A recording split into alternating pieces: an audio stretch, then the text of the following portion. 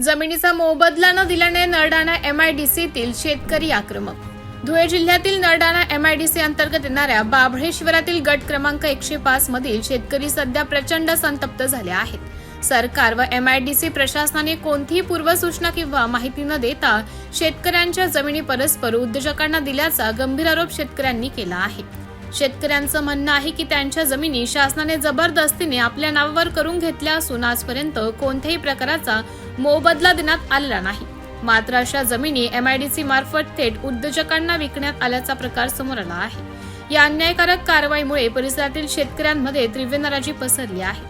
जोपर्यंत आमच्या जमिनीचा योग्य मोबदला मिळत नाही तोपर्यंत कोणत्याही परिस्थितीत आम्ही जमिनी उद्योजकांच्या ताब्यात देणार नाही असा ठाम इशारा शेतकऱ्यांनी दिलाय। तसेच शासनाने तात्काळ हस्तक्षेप करून आमच्या जमिनीचा मोबदला लवकरात लवकर द्यावा अशी मागणी शेतकऱ्यांनी केली आहे। मागण्यांकडे दुर्लक्ष झाल्यास सर्व शेतकरी एकत्र येऊन रास्ता रोको आंदोलन करण्याचाही इशारा यावेळी देण्यात आला आहे। मी वसंत दौलत पाटील, राणा वाघाडी बुद्रुक। आमचं बाभळे शहरामध्ये 105 गट नंबर आणि 106 गट नंबर हे दोन्ही गव्हर्नमेंटने ॲक्वायर केले आहेत। त्याचा आम्हाला काहीच मोबदला मिळाला नाही। तरी आम्ही जोपर्यंत मोबदला मिळत नाही तोपर्यंत आमचा लढा चालू जाईल। आम्ही ज्यांनी घेतले त्यांना पण सांगितलं आहे आणि ते बळजबरी करतायत आणि ते कायद्याचे हे करताय, दबाण आणताय। तर आम्हाला मोबदला मिळाल्याशिवाय आम्ही आमची जमीन ताब्यात देणार नाही। सुनील लिंबा दीक्षित, वाघाडी बुद्रुक, राहणार वाघाडी बुद्रुक। हा गट नंबर 105 आहे। 105 गट नंबरमध्ये आम्हाला शासनाने कुठलाही मोबदला दिलेला नाही। शासन असं दडपशाही करत आहे बुवा, हा जमीन मालका हक्कीप्रमाणे आम्ही आज कापूस इथं लावलेला आहे। जर या कापूस इथं लावलेला आहे तर शासन कुठल्या पद्धतीने ही जमीन ॲक्वायर करत आहे?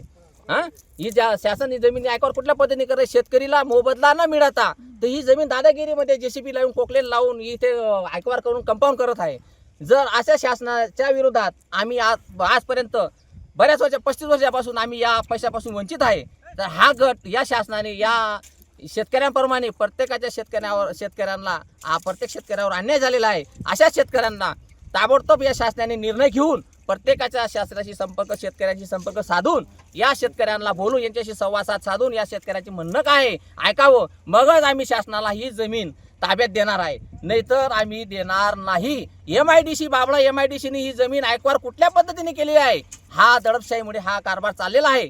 शासन जर कारभार करत असेल तर या MIDC मध्ये या अशा शेतकऱ्यांना कुठल्या पद्धतीने न्याय मिळणार आहे? जर आम्हाला जर शासन पैसे देत नसेल तर आम्ही ही जमीन आम्ही देणार नाही। आणि जर शासनाने दबाव केला आम्ही इथे आमरण उपोषण करू, नाही तर आत्मदहन करू। जेवढे शेतकरी आहेत तेवढे शेतकरी, जर अशा शेतकऱ्यांना जर अन्याय होत असेल तर आम्ही सर्व शेतकरी जिथे म्हणणार तिथे येऊ, लढा द्यायला आम्ही तयार आहे। आम्हारी मांगे पुरी करो। लोकनायक न्यूज